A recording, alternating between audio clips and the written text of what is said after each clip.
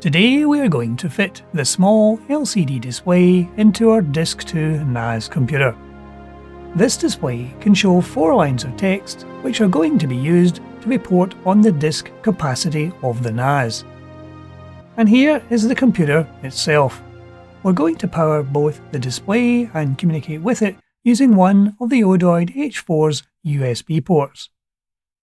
To do this without cables hanging out the front of the computer, I'm going to be using a small USB adapter, which will route the USB connection back into the case under the motherboard. So we'll need to cut away part of the polypropylene fascia to give room for this to be fitted. This can be easily done with a pair of needle nose wire clippers, allowing the adapter to be slid into place. Sliding the fascia out proved to be the easiest approach in this case, and the cutout can be widened to accommodate the USB adapter. I've used one of these USB adapters before in the pirate-themed computer case to simplify the USB cable runs. Following a little tidying up, we can then slide the fascia back into place in the grooves of the Makerbeam frame. The power cable has enough slack in it to route round the new USB adapter, which now fits neatly into place. So we can now replace the vertical Makerbeam strut to close up this end of the case. So now the first stage of these modifications is now completed. Next, we need to mount the display in the left-hand side of the case. This will involve taking out the front fascia and dismounting one of the drive assemblies. As you can see, each of the 20TB drives are mounted in separate Makerbeam frames. This allows them to be individually removed.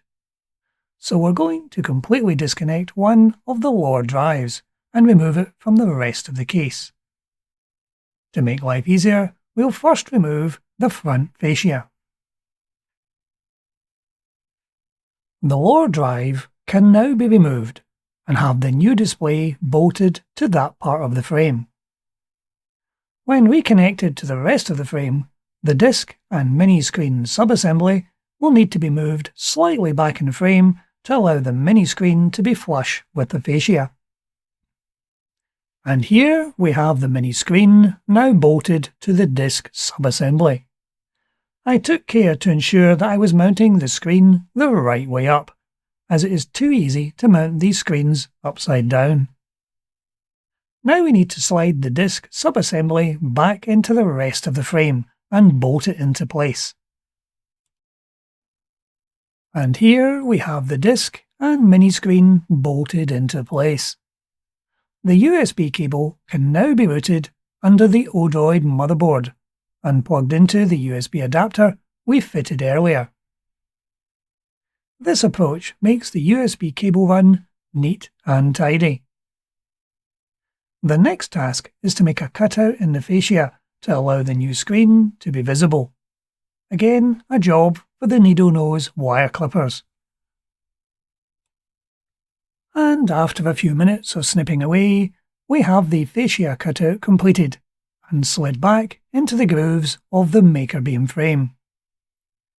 So now we can see the completed look of this NAS computer with its newly added mini display.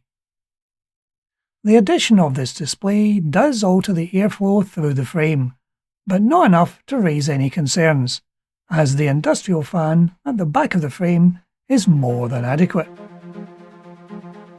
And here we have the computer back in the rack, powered up and with the new display in use. The Capacity Reporter software runs on a 10-minute cycle, reporting on 3 logical drives, with the mini display holding the last display text until the new cycle begins. With this project now completed, that's it for today. Thank you for watching.